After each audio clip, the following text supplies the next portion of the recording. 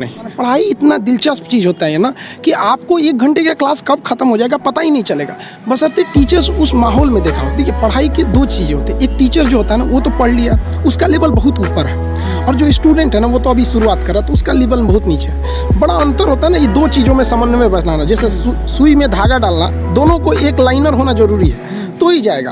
तो इसलिए क्या करना है कि टीचर्स को अपने लेवल को थोड़ा सा नीचे लाना। उसके लिए आसान है टीचर को कि भाई जो समझा रहा है बड़े लैंग्वेज में उसको देहाती लैंग्वेज या नॉर्मल लैंग्वेज में समझाए, अपने लेवल को थोड़ा सा नीचे। और लड़के का भी ये कर्तव्य बनता है, माँ बाप का भी कर्तव्य बनता है कि उसको हमेशा प्रेरित करेंगे, थोड़ा सा तुम घर से थोड़ा सा मेहनत करके आओ इसमें कि सर आज क्या पढ़ाने वाले हैं, जैसे ये हो जाएगा फिर कोई समस्या नहीं आएगी। तो टीचर स्टूडेंट दोनों की ओर से होना चाहिए इस चीज़ को, लेकिन टीचर को समझना चाहिए कि आप पढ़े लिखे हैं, आपसे गलती ना हो, इसलिए आप लड़कों को उनकी कमजोरी तक मैं बताएं। यहाँ पर बहुत से लड़के होते हैं वो तो सवाल ही नहीं पूछ पाते हैं डर के मारे। ये नहीं होना चाहिए क्योंकि वो टीचर को टीचर समझ रहा है, लेकिन अगर टीचर को जिस दिन वो दोस्त समझने लगेगा ना वो सवाल पूछेगा।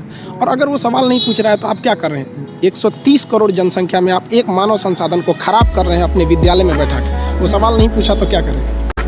मेरे लाइफ का एक ही प्लान है कि भाई जो स्टूडेंट्स हैं ना, स्टूडेंट्स ये इस देश को बदल सकते हैं। आज़ादी से पहले अगर आप गौर कीजिएगा ना तो देश को बदला था वकीलों ने मिलकर। आप चाहे वो महात्मा गांधी को उठाइए, जवाहरलाल नेहरू, मोतीलाल नेहरू या भीमराव अंबेडकर साहब, सरदार पटेल या जितने भी हमारे स्वतंत्रता सेनानी रहे, तो ज़्यादातर लोगों ने वकील थे वो उस वक्त में। लेकिन अभी की जो दौर है वो युवाओं के हाथ में, स्टूडेंट्स के हाथ में। अब युवा अपने अधिकार के लिए आप दबिए नहीं, आप दबेंगे तो दबाएंगे, और आप पढ़े लिखे होकर दब जाएंगे तो फिर एक अनपढ़ को तो कुचल दिया जाएगा, उसको दबाया ही नहीं जाएगा।